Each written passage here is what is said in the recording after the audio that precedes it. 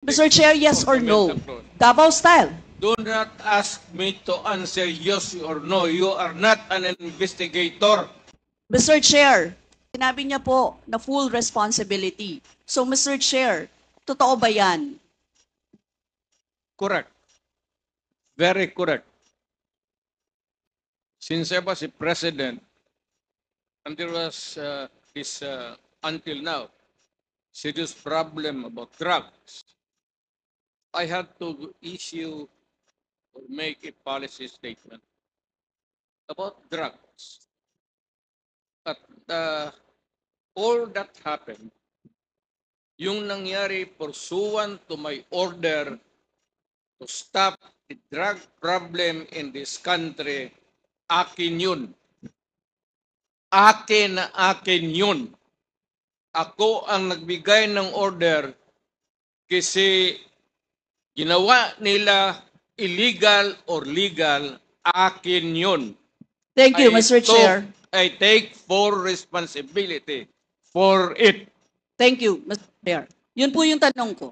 Yung families of innocent extrajudicial killings, kayo din. File the case in court. Mr. Walang Chair. problema. Nandiyan ang korte. Yes, Mr. Chair. Second question ko. Responsable kayo kasi polisiyan nyo yon. Kumbaga, tatak Duterte. Dahil polisiyan nyo rin yan, tama ba? Sa Davao. Nung nasa Davao pa kayo. Tama ba na tawagin po itong Davao model or Davao style? Mr. Chair? I cannot control the semantics. Mr. Chair, yes or no? Fundamental clause. Davao style. Do not ask me to answer yes or no. You are not an investigator. Mr. Chair, tayo po ay nasa investigasyon kasalukuyan, Yes, Mr. but you Chair. are not an investigator. Why are you asking me to answer Mr. yes Chair, or no? tinatanong ko lang naman. Chair, point of Session order. suspended.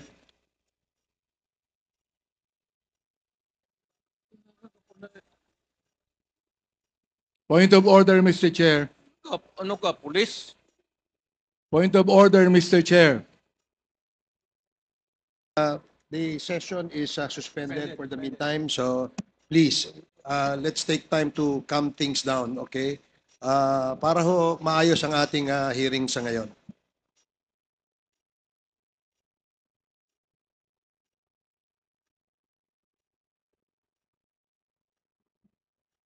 Hearing is resumed.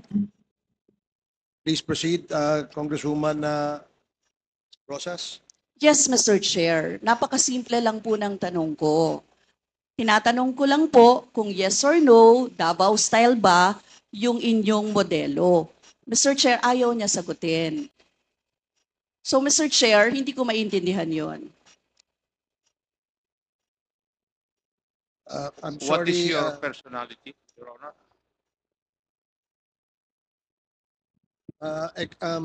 If I may, Secretary Bello, we normally, the committee does not allow the counsel of the witness to speak because the role of the counsel is limited only to counseling his client on his rights. Hanggang doon lamang po. But we cannot ask you to answer any questions that will be asked by any of the members. And that is what Thank you, is Your in the Honor. rules. Thank you, Your Honor. Actually, I'm not answering the question of Congresswoman Rosas, Your Honor.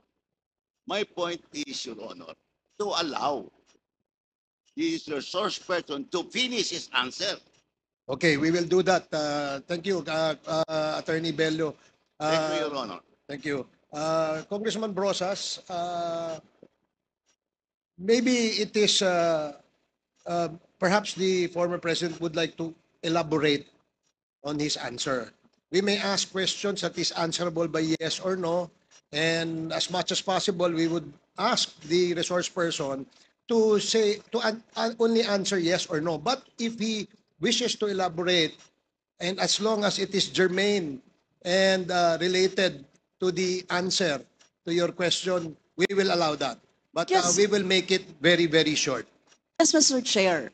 Pwede namang mag-expound, Mr. Chair. Ang tinatanong ko lang, sa particular question na yun, maaari naman siyang sagutin ng yes or no. And then the explanation, Mr. Chair.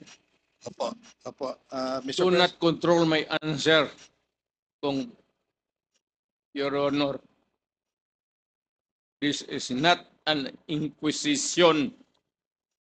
It's a democratic process of investigation. Okay. Thank you, Mr. President. Sana po, if there are questions that will be propounded by the members, hopefully, medyo, kung gusto po natin mag-elaborate, we will allow that, provided that kung maaari po sanang iksian lamang po natin nang sa ganun, no, malinaw. And for the members who wish to ask questions that are answerable by yes or no, please make the questions very clear para ho masagot po ng yes or no, Your Honors. So I hope para ho maayos yung ating patakbo ng ating hearing sa ngayon. So please proceed, Congresswoman Brosas. Yes, Mr. Chair. Mr. Chair, ang tanong ko, sinasabi nyo rin na ang war on drugs ay talagang utos nyo. Di ba? Pag sinabing war on drugs, Duterte yan. Sa inyo na nadikit yan. Unless, eto po, tanong na pwede nyo i-expound. May iba kayong gustong itawag doon? Meron po ba kayong gustong ibang itawag doon? Wala na po. Sabi ko, I assume full responsibility for whatever happened in the actions taken by the law enforcement agencies of this country to stop the drugs or the serious problem of the drugs affecting our people. Mr. Chair, next question. Nung naging mayor po kayo, sabi nyo naging safe ang Davao. Tama po ba? That would be that should be answered by a third person. I would not be answering that. It would be presumptuous of me to conclude. Hindi ako magsabi. I never said that Davao City was not publicly.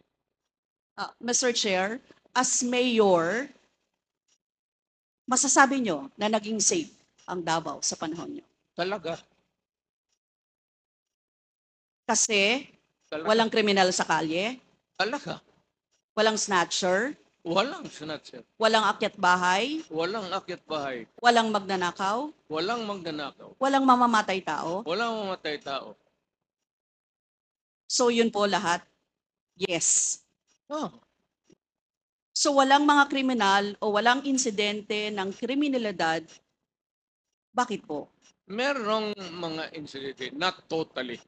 It would be a dream of a city not to have any criminal incidents or violence. Pero overall, Davao City was safe.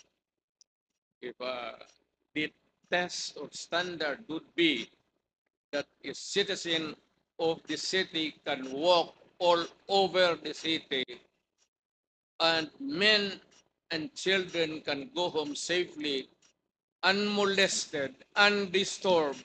That was the standard that I gave to the police of Davao City. Mr. Chair, I would like to ask, no? Hindi ba nagkandamatay sila sa panahon na yun? Marami po.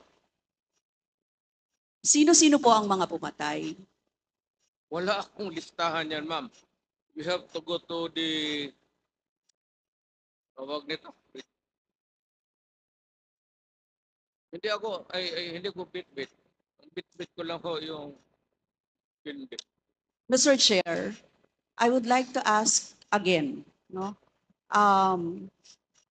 Sa inyo po na karanasan, kayo mismo ba pumatay? Ako, marami. Mga 6 o 7. So Ewan what, ko kung natuluyan yung, hindi ko na follow up sa hospital kung natuluyan. ko lang ipaalala ko ulit, Mr. Chair, kasi mula din ito sa Senate hearings, ano. I-quote ko lang po kayo, in Davao, I used to do it personally, just to show to the guys that if I can do it, why can't you? Correct. Sinabi niyo po yan sa mga business leaders sa meeting sa Manila. At kung paano niyo ginode ang mga police officers to gun down suspects. Tama po ba? Yes, if they present a violent resistance, that's the only thing that you can kill the criminal if you are personally in danger of losing your life too. Ito But ba, hindi mo pwedeng patayin yung kriminal nakahandcuff o nakatali. Hindi trabaho ng lalaki yan. ito pong second, Mr. Chair, na quote, kayo rin ito. And I'd go around in Davao with a motorcycle, with a big bike around. And I would just patrol the streets looking for trouble also. Manila Times po ito. I was really looking for a confrontation so I could kill. Sinabi niyo po ito. Yes. Nagdadasal po ako na nagmumumtor ako na may mag-hold upper dyan. At kung maabot na kita, talagang patayin kita. At kung basta kriminal ka, wala akong pasensya sa kriminal. Pagka lumaban, patayan. So, Mr. Chair, kanina po kasi sinabi ni Duterte na he takes full legal responsibility. Siya Yes. ang mananagot at Yes. makukulong sa ginawa ng mga kapulisan. Yes. Kung sa inyo po ang policy, inaako nyo rin ang accomplishment nito. Yung lahat po, kasi kung naaalala ko sa war on drugs, yung mga accomplishment, may nahuli, nagbebenta, gumagamit, gumagawa ng droga. Lahat yan. Ma'am, if you are the city executive or mayor, lahat ng utos mo na ginawa ng pulis, and all the consequences, sagot ko yan. Pati ang ginawa ng pulis, sagot ko yan. Di po yung accomplishment kung may nahuli, enforcement of law yun.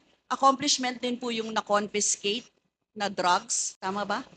Lahat ng trabaho ng pulis, because you are the mayor, inutos mo yan, and the consequences, or sometimes is an incident can go right, go wrong.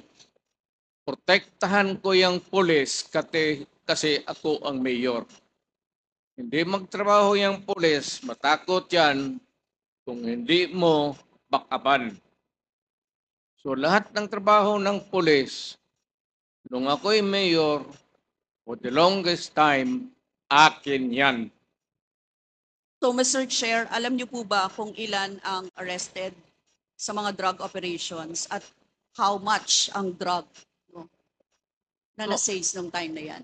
Ma'am, I was not notified in advance that I have to make an accounting for the arrested persons in Davao City. That is, I would not want to. That would not be a proper question. Mr. Resource Chair, sabi person. niyo yung accomplishment report sa inyo yan. Accomplishment, yes. Accomplishment is another thing. But you see, to ask for the number of arrests or killings, that would be a stupid question. Mr. Chair, sinabi po ninyo na aakuin nyo lahat. E di syempre may accounting din kayo, Mr. Chair. At kabisado nyo, kahit nga kabisado ninyo kung ilan ang hinuli, ilan ang pinatay, ilan. Dapat may accounting kayo, Mr. Chair. And I believe, Mr. Chair, noong 2017, correct me if I'm wrong, may President's Accomplishment Report kayo, Yes, Mr. ma'am. Chair. Tanungin kita, where were you the other day at 4 o'clock in the afternoon? Point of order, Mr. Chair. Kaya nga sinabi ko, Yes, may I remind our resource person, Mr. President, maaari po ay wag po, iwasan po natin magtanong sa ating po mga membro. Please answer the questions lamang po at refrain from asking questions to the members of Congress. Yan po ang nakasaad sa ating rules. Please continue, Congresswoman Brosas. Thank you, Mr. Chair. I'm sure alam po yan, no, ng former president kasi siya ay naging miyembro din ng Kongreso, Mr. Chair. Yes. Yes, Mr. Chair, 2017 President Accomplishment Report meron, sinabi niyo rin naman. Ngayon, Mr. Chair, kung gano'n, handang mag-cooperate ba ang dating Pangulo sa lahat ng investigations na gagawin, Mr. Chair? All investigations. What do you mean by lahat? How many investigations do you think that I have to participate? Point of order again, Mr. Chair. Kasi 1 minute suspension. walang pre.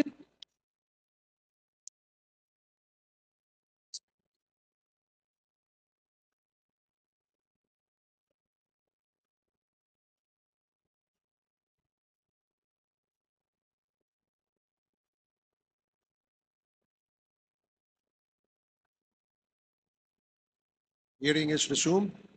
Again, let me remind our resource person as well as our members that please refrain for the resource person, refrain from asking questions to the members. Please limit your reply to the questions being asked. At sa atin naman po mga members, please go straight to the point. Ask the resource person the question that you wish to be answered. Direkta, para ho hindi tayo magtagal. Mr. Chair, Yes, you have, Congresswoman Brosas, you have 4 more minutes. Mr. Chair, may I interrupt? I am asking the... Is this related, Mr. President? to Yes, the it is question? related. I am asking yung tatanong to lay the predicate. first Okay, po, sige po. Para hindi tayo mawala. Sige po. Congresswoman Brosas, I hope you can consider the opinion of the resource person by laying the predicate before you ask the question directly to the former president. Yes, Mr. Chair. Mr. Chair, siguro, tatanong ko na lang diretso, Mr. Chair. Yung former president ba ay willing na mag-cooperate sa investigation sa ICC? Kaugnay dito? ICC, ma'am. I'm asking the ICC to hurry up. And if possible, they can come here and start the investigation tomorrow. This issue has been left hanging for so many years. Matagal, ma'am, baka mamatay na ako, hindi na nila ako maimbestiga. So I'm asking the ICC through you na magpunta na sila dito bukas, umpisahan na nila ang investigation. And if I am found guilty, I will go to prison and rot there for all time. Mr. Chair, balikan ko lang yung isa ko pang tanong, Mr. Chair. Ito sa Senate hearing dito, Mr. Chair. Sinabi ni former President Duterte, encourage the criminals to fight. Encourage them to draw their guns. Yan ang instruction ko. End of quote. And the only way na hindi kayo makulong and to justify the killing is bigyan mo talaga ng panahon na lumaban. Tama po ba? Yan ang sinabi ninyo. Yes, because that would be justified kung lumaban. Yan, kasunod pa lang po yung Ang question ko. utos Ang ko- question ko po ay bakit nyo ine-encourage yung kriminal na lumaban? Para medyo maminus-minus ang problema sa syudad ko. Kung may criminal dito na 50, kung mapatay ninyo yung 30, di 20 na lang, hindi na masyado problema dyan sa akin. Ibig sabihin, Mr. Chair, hindi mapaparusahan ang nakagawa ng krimen in self-defense. Hindi man siya. Siya alam naman trabaho ng police, ma'am. The policeman should know when to kill and when to injure. Hindi naman kailangan sabihin nun. May elements naman ng self-defense. Alam niyo yon, Mr. Chair. Not self-defense man. Performance of duty. Performance of duty, but And elements of connected with self-defense. that performance of duty is self-defense. So, Mr. Chair, ano-ano yon? Ang what? Elements of self-defense, Mr. Chair. Self-defense is when you defend yourself to avoid injury, serious, or you die. That is applicable also to a policeman who is performing his duty because the policeman has to confront, ang civilian has to iwasan. But a policeman, a law officer, if you are a law officer, you have to confront the criminal. Ang sanabi ko sa kanila, huwag kang pumunta dito sa akin isina na may sugat ka, sipain kita. Patayin mo. Bakit ikaw ang may sugat? Wala akong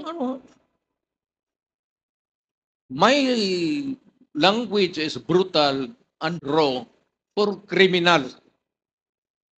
Wala akong pasensya, ma'am. I've been a prosecutor for 9 years. Talagang, sinabi ko, pag hindi na mahinto yan, patayin mo na yan. Huwag mo nang pabalikin niya dito sa opisina ko. Thank you, really Mr. want Chair. to know the truth. Ganon. Last two questions, Congresswoman Rosas. Yes, Mr. Chair. Mr. Chair, gusto ko lang sabihin na sa elements of self-defense, first, dapat unlawful aggression. Second, reasonable necessity of the means employed to prevent or repel it. And third, lack of sufficient provocation on the part of the person defending himself.